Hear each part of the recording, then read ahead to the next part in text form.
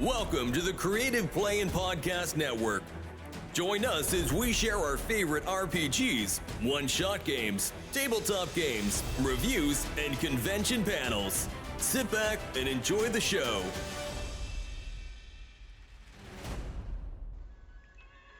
Hi, this is Kelly, aka Trixie from Ragnarok and Roll, a Scion to Ragnarok story, and Tilda Wimblewick from D&D Journey of the 5th Edition. First off, I would just like to say thank you to everyone for listening to our varied adventures, as well as for rating us on iTunes and RPGpodcast.com. If you haven't rated us yet, we would greatly appreciate it if you could. And if you're looking for more ways to support our efforts, we are now on Patreon, a great site where you can help us continue making more podcasts, as well as some special surprises for our patrons. If you can, please look us up at www.patreon.com/cppn. Every little bit helps. And again, thank you for listening. Hey guys, Jim here. And Kelly. And welcome back to #RPGaDAY2024. We are 2/3 of the way through the month. God, can you believe it? Where has the year gone? I know, we got September coming up right around the corner for Tucson Comic-Con too. I know, it's crazy. Calendar's going way too fast. Yes, it is. So we may have to do this one quick because I'm hearing thunder and wind outside. So before we lose our internet connection. Yes, and we're gaming later tonight, so all right. Let's hope the Spies, Lies, and Blaster Bolts crew don't have any issues due to Imperial propaganda.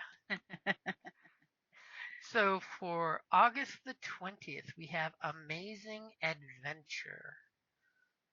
And I'm gonna go to the angle of published adventure. So I don't know which direction you're gonna take. Your choice. I was gonna take a personal one. Would you like to go first? Sure. Back when we were doing Scion, before we started recording everything, I had a Scion of Freya, Val, and we had an adventure in Vegas. I'm sure you recall this. I recall that in the shenanigans that happened. Oh yeah. Well, suffice it to say, okay, of course, my divine parent, being the goddess Freya, was known for apparently, like, I didn't know this, but she had a cloak. And so while we were in Vegas, we were summoned there by our various parental units for an adventure, and at one point we ran into a woman who couldn't remember her name, who couldn't remember anything, and we helped her. And she seemed familiar, but she wasn't, Turns out it was my mom. And I had gotten hold of her, it was Raven Cloak. And I put it on. I actually, I remember because the character decided to wear it as, Val was a bit, shall we say, risque. And her nature was libertine. So she wore it almost, she kind of rolled it up because it was made of all these feathers. So, and wore it kind of like a, bolero.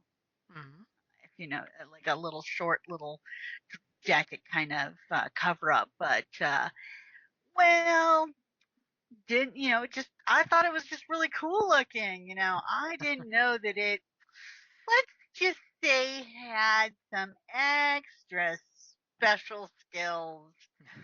When we were in this hotel and we were trying to find the bad scions and, the ones working for Titan Spawn and, the regular, path that we normally take. Uh-huh. Well, there was a nurse. I'm sorry, not a nurse. There was a maid in the hotel. And so for some reason, we wanted to test out a new power that I had gotten, because we leveled up. And so I did assess health on them. Uh-huh. Well, apparently I could tell the poor thing had undiagnosed cancer, and I was about to tell her you should see a doctor. When, because I used legend, all of a Mm-hmm. sudden the cloak went into action, so to speak. And when I say went into action, I mean suddenly turned me in from a hero level to god level. Turns out I basically, by activating this cloak, took the powers of my mother. Mm-hmm.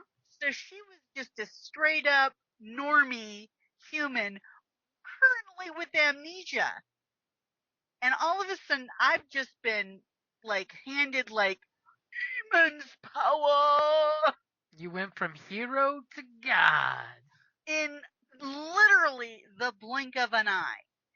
So I was like, whoa, man, this is heavy duty. Uh, However, so we get back to our hotel room, and the bad science basically show up, and they kind of, first off, blind me because none of us were expecting this. We answered the door for room service and blammo. But the thing is, they asked me for the cloak Mm-hmm. earlier, and I'm like, no, I'm keeping it. It's There were mine. some peaceful attempts to Oh decloak you. no, I'm out of no. Forgive me, I'm out of order because this was years ago. Remember, it was Uh, when you were thrown out the window you activated. exactly when I activated the actual legend, because Assess Health doesn't activate legend. So I'm like, no, it's my cloak. Get your own fucking cloak. And they're like, well, we just want to borrow it for a little while. And I'm like, no, get your own cloak. And because I said no, that's when all hell broke loose and they basically attacked. First off, they blind me and they rush into the room. All of a sudden, grand melee going on in our hotel room. I'm blind. I can't do anything but do my battle shout, which, invigorates the people. And then all of a sudden, they're dragging me. Somebody is dragging me because I can't see it, but it's like the ghost uh tattoo zombie guys, the shadow things that the guy summons from his His tattoos. shinobi. Yes, his shinobi start dragging me. I'm blind, can't see a damn thing. Dragging me, and they basically, I get tossed out the window. Well, I'm falling from a very high height, and I activate a point of legend, to save my life, basically. And bam, it was when I was falling that immense godlike power, and I just go like crazy. Let's just say, I was a little angry. Okay, I was a Yeah. whole hell of a lot angry. And I had just been dumped like massive amounts of power. My friends had been hurt. I pretty much. Okay, I killed the guy who dragged me out the window. I found him, located him in a parking garage, killed the guy, stole his blades because they were relics, and I Mhm. didn't want them to fall into the hands of somebody, bad. And then I hunted down the bitch that That blinded you. basically blinded me, and let's just say I ended her. You know, I painted the town red with their blood. And then because you I was going to say, and don't forget, you incinerated the corpses so they couldn't be resurrected. Correct. I totally went vengeful God on all of them. Well, no, I let a number of them live, the ones that didn't actually harm me directly. The other people in the party. The scion of Ares who shot your teammates, you had no problem letting go. Well, let's just say I wasn't with my teammates at this point in time. After I went all godlike, I was, on a mission, so to speak. And after I cut down the guy with the shadow monsters, I killed okay, I can't remember the name. He was the scion of a Japanese god. And then I cut down the scion of Isis. She was, of course, now they aren't actually tapped by their divine parents. They are working for the Titans. Well, no, they were tapped by their parents, but they turned evil. Yes. So, needless to say, after that, I embraced my libertine nature, which her vices were basically sex and alcohol, not drugs. She was very firm that no drugs, just sex and alcohol. Of course, to be fair, after she was tapped, alcohol didn't really affect her the same way. Her endurance was like through the roof or something. So she didn't really get drunk. It was just more, hey, relaxed kind of thing. But she was very into creative expression. She was a dancer, yet she also had, but so then she goes out and parties hard. I think at like one of those rooftop nightclubs in Vegas. You took it over and empowered it. Took over the whole thing. I wound up attracting all sorts of supernatural creatures, like satyrs and nymphs or something. But yeah, this was some time ago. You definitely attracted the local satyr population to party with you. So when my friends finally showed up going, what the hell happened? I'm pretty much footloose and fancy free, I guess you could say, on a divine level, because if she had become an actual god, I mean, as you progress in power levels, that would have been the goddess of revelry. So she was being the goddess of revelry. All that power, and what does she do? She throws the biggest party in Vegas ever. Epic party. Well, needless to say, the other gods, once we've worked out this whole, I took my mom's power? What? And we restored my mom's cloak to her and her power, and well, the other gods were none too happy with me. Apparently, it turns out, when you're a god, you can't just go along killing scions of other gods. They kind of frown upon that. Now, that was unbeknownst to me. It's not like I had been prepared for godhood. I hadn't been told the rules, whatnot, heretofore. So they had a council, basically, was what it is, with the relative gods involved. And basically decided to punish me.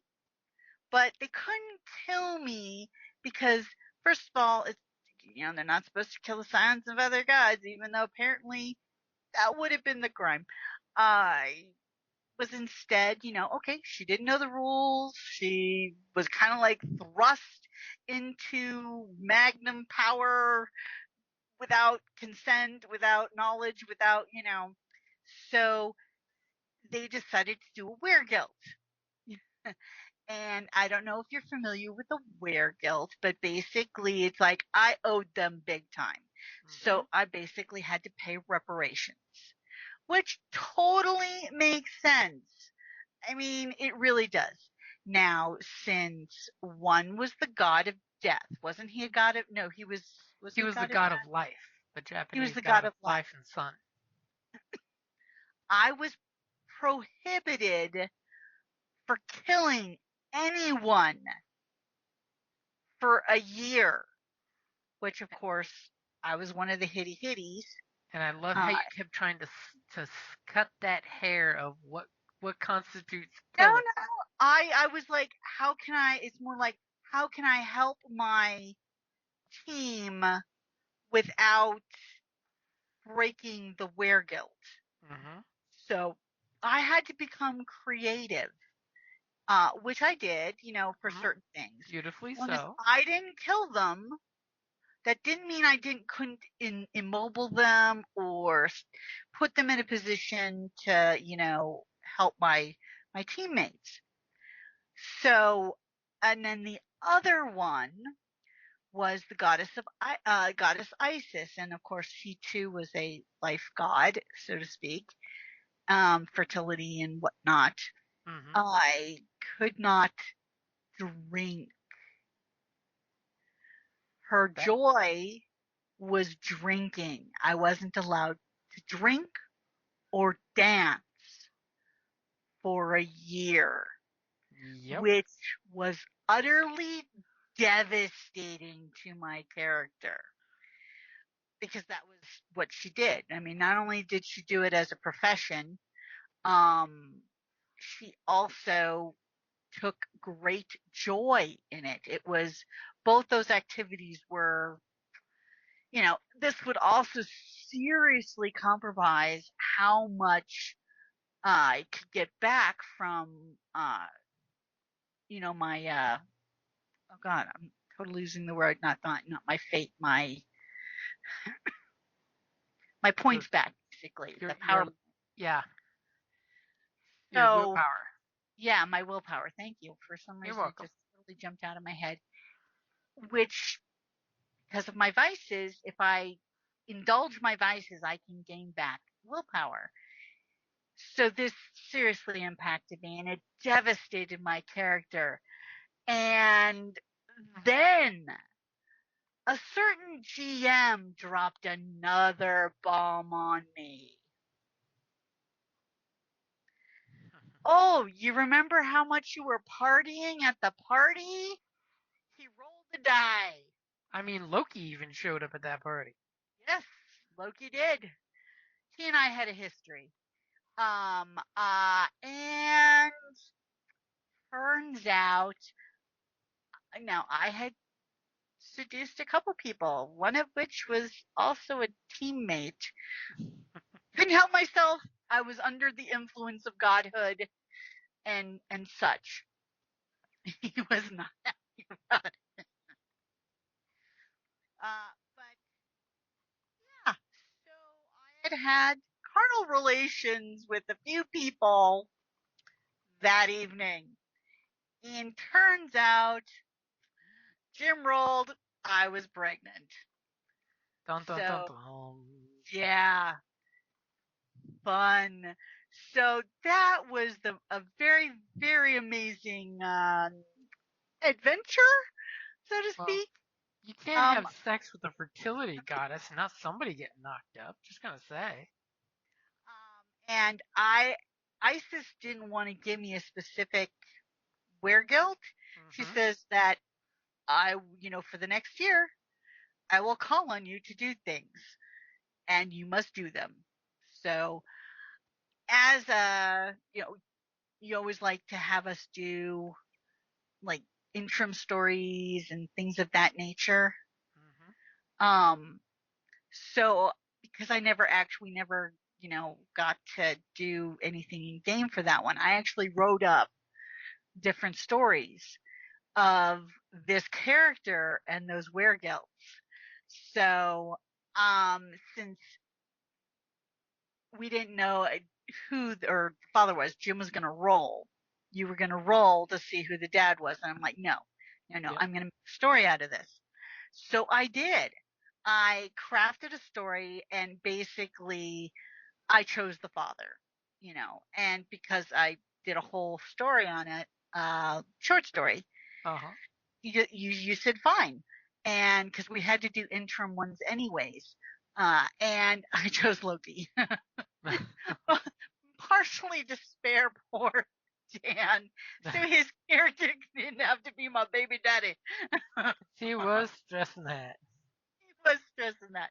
I was like, no, no, don't worry, you're not the baby daddy. I made Loki the baby daddy. And then I actually also wrote a separate, longer story about helping ISIS. And not only did when I killed the scion of ISIS in the game, I took again the relic. I didn't destroy this one though, or I didn't destroy either of them. I was basically told I had to keep it until the next scion came. Until the next priestess of Isis. Yeah, until the next priestess of Isis was basically going to be tapped. And I did, I promised. So I actually wrote a story about that, about um, basically turning the because it was a necklace. It was a Mm-hmm. necklace of Isis, to the new priestess. So I wrote that one about the baby daddy, and I wrote one about the priestess, or basically protecting them, saving them, and then bestowing upon them the gift from their mom, and Yep. that type of thing. So because in games, in subsequent games, we already discussed the whole I can't kill anybody kind of thing. So Yeah. that was it. And I even also wrote up a story about the baby shower. Baby was born. Asgard was hopping that night, let me tell you. But yes, that's my amazing adventure. Okay, so for me, it's much more linear, much more contained. My favorite adventure goes back to, and it's funny because it's been reinvented over the decades, the original 1981 Advanced Dungeons and Dragons adventure Against the Giants. Because this adventure takes part in 3 parts, but goes from like level 1 to 12 for AD&D. If we all remember, back in Not play that when it first came out. what's that? You did not play that when it first came out. No, I didn't play it when it first came out. But Okay, I when was I about to started say. playing D&D, I played the Okay. adventure for AD&D. But the beauty of this adventure is not only does it have a great opening in that the nobles hire the players to go take care of a problem with some giants, and they give them horses and stuff and send them on the way, but the 3 parts of the story has them first dealing with hill giants, so that way it's level appropriate. Then it has them transitioning after they beat the hill giants. They find out that there's a frost giant involved, so they go to fight the frost giants. And then it spins around for the last 3 levels and has you go to fight a fire giant in a volcano. Fire giant in a volcano. I love how it covers the gambit because you go from the hill giants in your kingdom to frozen north with the frost Oh, I giants. think I remember this one. Mm-hmm. And the big kicker is as you play, as the different GMs will salt and pepper it, there's someone manipulating the giants. And the beauty is, it is the first adventure that ends up going to Underdark at the very, very end. Because if you play out G3, because it's module G1 through 3, but they came out all as one big adventure, you end up finding out that there's some drow involved manipulating all the giants. Mm-hmm. And then when you go into the descent into the depths of Earth, modules, you actually get to go after the drow and the home of the drow. Of course, at that point, you're actually high enough level. You don't insta die. Hopefully. But I just love how the different modules there's a little bit of repeat as the old trope is dungeon to halls. You start in a dungeon to all of a sudden you're in the giants' homes. And you're having to deal and realize that the giants aren't stupid. They're actual intelligent beings, and then you start dealing with the different factions. And that's one of those ones where it gets players from just kicking in the door and killing the orc to all of a sudden they might need to make allies and friends and make deals with people. Be And less murder hobo. Mhm. And the fact that you actually can deal with the chieftains of the different groups to actually negotiate, which it basically gave lots of options for your GM to throw options out for the players to, hey, you can murder hobo if you want, or you can negotiate. Yeah. And of course, the nice thing is just how the adventures springboard from one to the next. And, like at the end of Standing of the Hill Giant Chief, you find a map that has the next place that the group's going to go where the Frost Giant Jarl is. That's And, kind of nice, because you have, a somewhere to go. mhm. And the best thing is, it has a magic MacGuffin that gets you to the next location. So you don't have to worry about Ooh, cross country adventure. You just, yank on the chain, so to speak, and boom, you're in the next location. that's nice. After the group has, of course, I'm sure, had a long rest and recuperated. Very cool. And depending on if you chop up the adventure and use it for different games, or if you play it level 1 to level 12, it has different options for introducing your player group. So if you just want to have your players fight some frost giants, it has a total intro for just that, or part 2 and go. So it gives you Like the a option. sample. You could do a sample and Mhm. You could always just say that, hey, the frost giant Jarl is there's been some problems, and you've been hired by some nobles to defeat the frost giants. You know, hmm and of course, it has a safe place for the players to hide and recoup. So in classic old school D&D, there's a location you can retreat to and get that long rest in before you jump right back into the adventure. see, that's nice. Yep, that's always good dungeon design when as a GM you plan to have a room where they can, stockpile themselves, or a hidden place where they can use clever magic to basically dive into and recuperate. Because D&D is never meant to have like 9 attacks straight. You're supposed to fight, recuperate, get back to fighting, but don't let them get too many rests in. And if they don't make good choices, feel free to interrupt that rest. Make good choices. And I just love how, it's got different options so that you actually realize giant society is a very, very Norse giant-y feel to it. So that way you just get that maybe not all giants are bad, they're just annoyed by the small people. Because small people are annoying. Ankle biters. Ankle biters. And of course, later on in the halls of the Fire Giant King, you end up going into his dungeon, and it's full of traps. It's just ridiculous. It goes from, natural caverns to a treasure hoard guarded by a red dragon. Because of course. Yeah. And of course, you find out then that there's a drow fighter cleric that's been manipulating everybody. Dun dun dun. Beware those Spoiler native alert. drow. What, too soon? Something like that. 1981. And believe it or not, in 1999, for the 25th anniversary of D&D, they re-released a copy of that, and I think there's a 5th edition bootleg copy floating around out there. See, I like that. A number of the have been doing like bootleg versions of. Giving nice little updates, and Yeah, cool.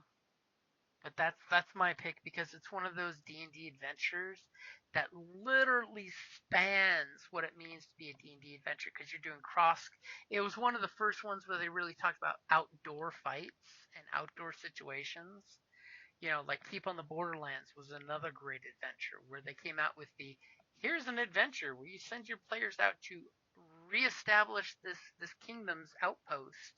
And by the way, the Keep on the Borderlands is full of a bunch of bad people because it's a keep on the borderlands. Good people are back home in the middle of the kingdom. And go. And go. And go.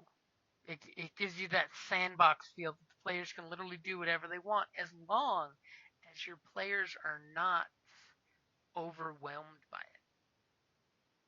Because a lot of times, if you give somebody a sandbox, that's why I'm a fan of the narrow, wide, narrow storytelling, where the beginning is pretty linear.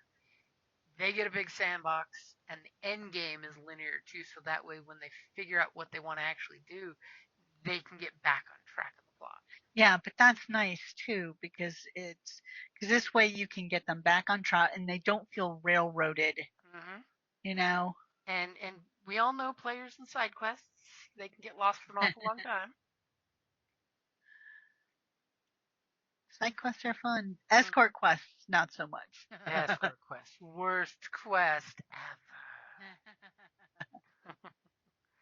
But yeah, definitely check out Against the Giants. That is old school module G1, G2, and G3 by TSR. And technically it was set in Greyhawk, but it can be used in any fantasy setting. I mean, and it was a great storyline because here you go, your adventures are together. The nobles say, here's some horses and gear, and go. Deal with the giant problem. How long we used to stare at the map of Greyhawk.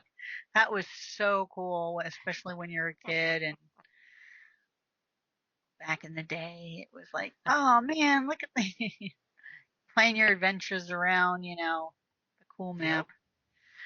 Yep. And it was huge when you were. I mean, it was a massive map. I mean, I loved in one of the historical references for D&D how they talked about the gal that cut all of those maps because they're all like vinyl that she actually had to cut to send to the printers. Ridiculous. Technology is a beautiful thing. Ridiculously awesome. Ridiculously awesome, but so thankful technology's gotten better. Yeah. Alrighty, guys. I think that covers our adventure into adventure. And we didn't even get like crazy rain yet. No, maybe it was just, all bluster and no substance. Hopefully it blows away before we start playing Star Wars in 30 minutes. Yep. Alrighty, guys. Thank you for listening, and you have a great evening. And if you're free on Twitch in half an hour or so, we'll be streaming Spies, Lies, and Blaster Bolts. And if you ever want to catch it on the reruns, it's on the YouTube channel. Thank you, guys, and thank you for listening. Bye. Thank you for listening to the Creative Play-In Podcast Network. If you enjoyed our show, please check out D&D Journey of the 5th Edition and Ragnarok Enroll a Scion Hero to Ragnarok Story. Also, check out our Patreon page for more content and behind-the-scenes things, as well as joining us for a one-shot game or two.